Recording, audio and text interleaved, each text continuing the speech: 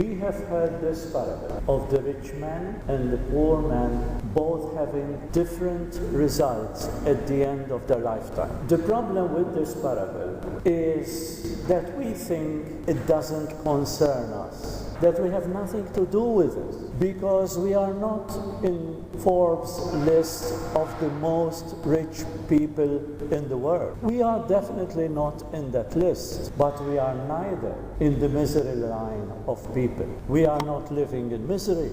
We thank God that we have a middle-class lifestyle that we can cope with, and we are coping with. So when hearing this parable, we might say, we are not in that position at all, we are not in that story. And that is a grave mistake. We are in that story.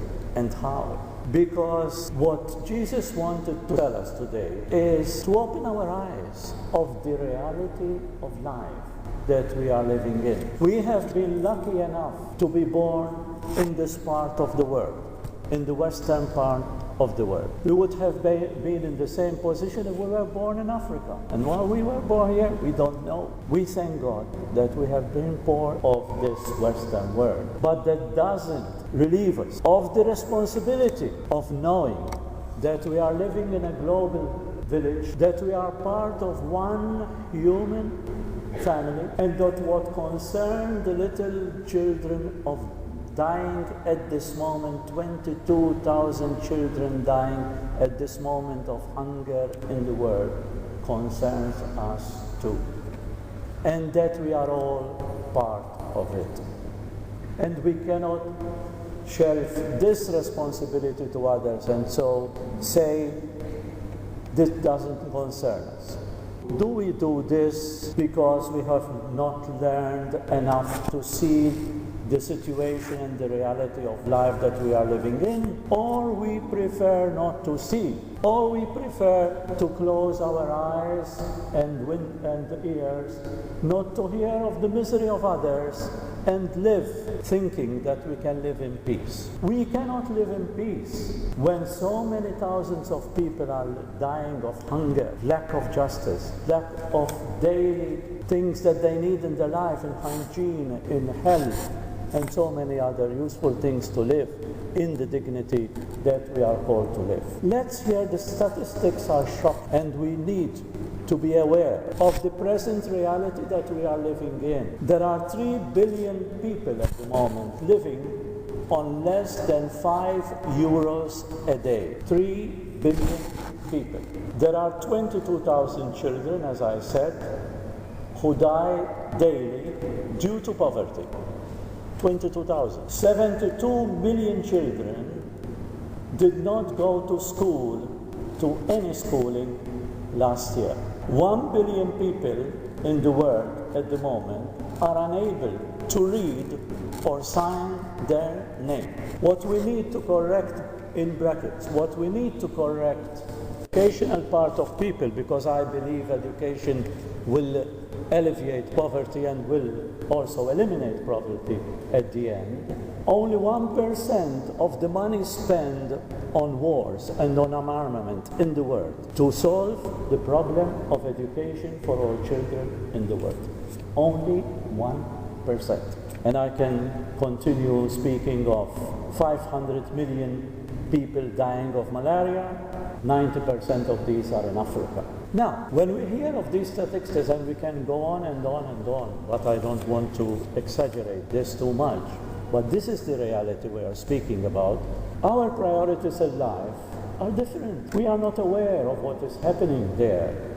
And at the same time, we are spending on cosmetics in the United States alone $8 million. On ice cream in Europe, our part of life, so that we don't go to the United States, although when we speak of the United States, we are not speaking of America, North America. We are speaking of all the Western world, because what happens in the United States will happen here. The good that we receive from them, but even the bad influence that we might have. It will arrive here, in Europe and in Malta too. It may take some time and a few years, but it will come. the good and the bad things that happen there. We spend in Europe $11 million on ice cream. Nothing wrong of having an ice cream, but we need to be aware that there are people dying too of hunger and of thirst. Perfumes in Europe and the United States, 12 million. Packed foods for dogs and cats. Nothing wrong in keeping our animals living. Nothing wrong. But we are spending $17 million on food, pet foods. Cigarettes in Europe, $50 million. Alcoholic drinks in Europe, $150 billion. Billions. Narcotics and drugs in the world, $400 billion. I don't even know how to read these figures. And the greatest scandal of all is $750 billion on war armament, killing ourselves to death. This is the scandal of it all. The life that we are living in this part of the world. And then we can say we have nothing to do with this. Of course we have. We have. First of all, by being aware of what is happening in the world we are living and feel compassionate for this world and do something about it. How do we do? First of all, praying. Last Tuesday, we had a nice little prayer meeting for peace in the world, practically praying for this kind of world, to have justice, because we cannot have peace in the world without having justice and sharing of goods that we have. We were not more than about 80 people. That was a good number. But still, we go to Mass in hundreds. And we maybe, as soon as we go out, we forget everything what is happening.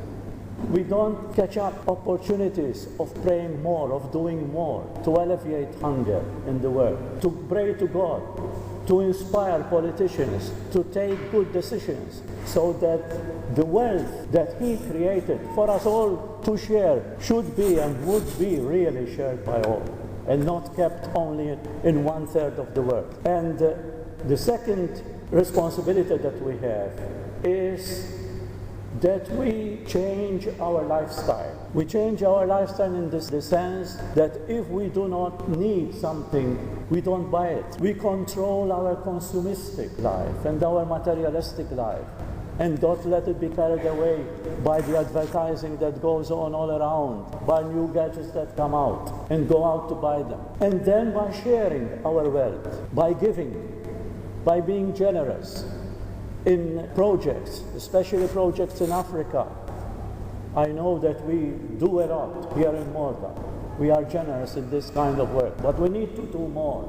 And when the chance comes for us to help others, we have to do it generously. This is the call that Christ is telling us today. Wake up, do something about it, and work so that there will be a better world that you live in.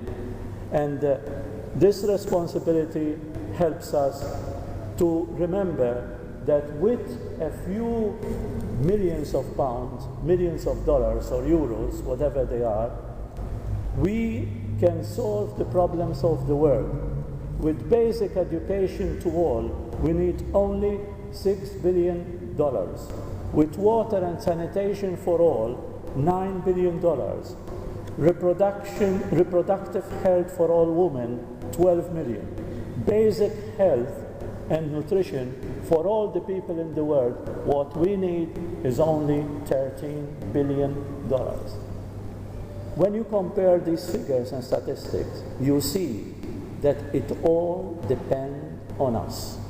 We need to put pressure, we need to pray more, we need to change our lifestyle and live frugally and live according to our means, and be pleased with what we have and carry on with life. This is what God is calling us to do today in this parable, and not say this doesn't concern us. It does concern us, and how? Let us continue this Eucharistic celebration and pray that we also play our part in bringing peace and justice to the world. God bless you.